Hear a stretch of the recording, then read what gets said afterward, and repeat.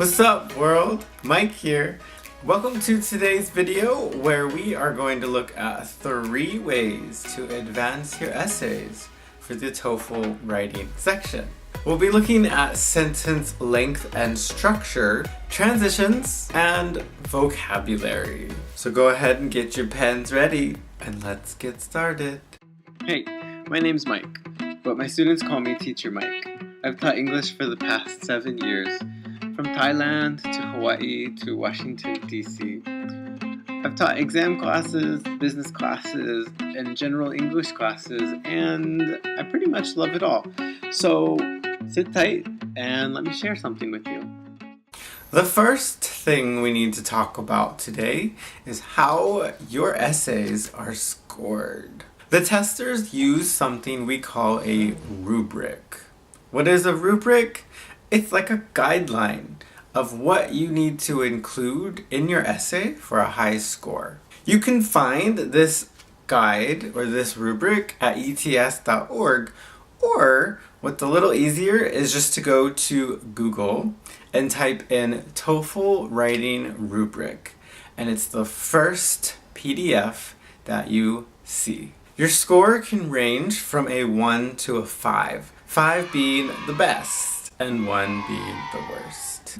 The people at TOEFL convert this score into a score out of 30. Now remember, you do have 2 essays, the independent and the integrated. So the rubrics are a little different, but some of the similarities between these essays are that the people at TOEFL expect you to use appropriate word choice, sentence variety. Most important, they expect you to answer the question fully. Today, we are going to focus on what they call syntactic variation. Syntactic variation. Or sentence length and structure. Now, before we talk about our first tip, keep in mind the purpose of this test, which is to make sure that your English is proficient enough to study at university level in English. This is why the 3 tips in this video go beyond basic English and grammar and talk about advancing your English for academic purposes. Okay, so let's talk about tip 1. Sorry. Wow. Tip 1. Let's take an example independent essay question. The question could be, where is your favorite place to go on vacation and why? So here are a few sentences to answer this question, but let's think about the sentence length here. I love to go to the beach in the summer for vacation. It is my favorite place of all time. There is a lot to do there. I sunbathe every day I'm there. I also go to fancy restaurants. I eat a lot of seafood. There's nothing wrong with the grammar, right? The English is fine. But when you think about the sentence length, the lengths of these sentences are all about the same. Which means that maybe this person can't construct complex or compound sentences, longer sentences. That's something that you want to be able to do for any advanced essay. Essays that score high on the TOEFL have the same characteristic between them. The writers are able to move between shorter sentences and longer sentences with more complicated structures, clauses, phrases, etc. within them. This doesn't mean you have to make all of your sentences long and complicated. No. This only means you need to be able to move from those longer complicated ones to the short simple ones. So here is an example of a more complex sentence that we could add to this response. I love to go to the beach because I enjoy swimming.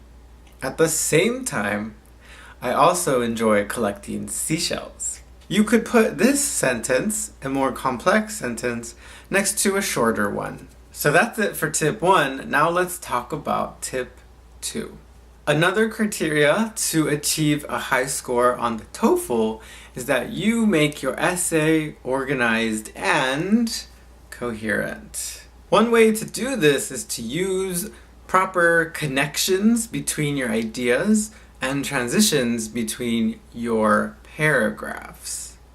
We usually use connecting words at the beginning of paragraphs, but don't be afraid to use them within paragraphs as well to connect sentences of similar ideas. We all know those famous transitions of first, second, third, in conclusion.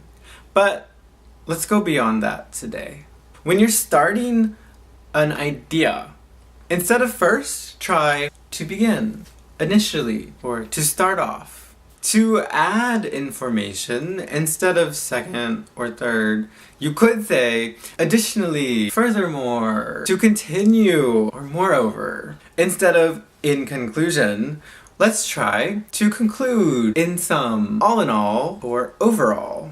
My best advice to you is think about the context of your transition. What are you doing?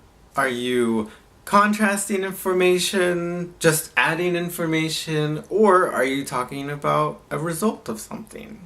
We can use specific transitions for specific situations. Some of these include nevertheless, subsequently, consequently, on the other hand, which by the way is on the other hand and not in the other hand. So now you know some transitions besides first, second, and third, but also don't forget to put commas after your transitions or transitional phrases. Okay, so let's talk about my good friend vocabulary. Remember, this is an advanced exam, so when we use vocabulary in our writing, we need to impress with it. Over the years, I have seen the same types of vocabulary in my TOEFL classes on these essays. Some examples of words I have seen a lot are good, great, bad, important, interesting, a lot, happy, very. Some better options for these words include exceptional, outstanding, inadequate, essential, captivating, a great deal, elated, highly. So these are some examples of words that will make sure that your scorer knows you're an advanced learner of English. So let's review our 3 tips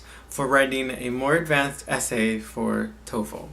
Our first tip is sentence variation, and we learned about moving between those longer, complicated sentences to short, simple ones. Second tip, transitions, connecting between paragraphs or between sentences of similar ideas, and going beyond first, second, third, in conclusion.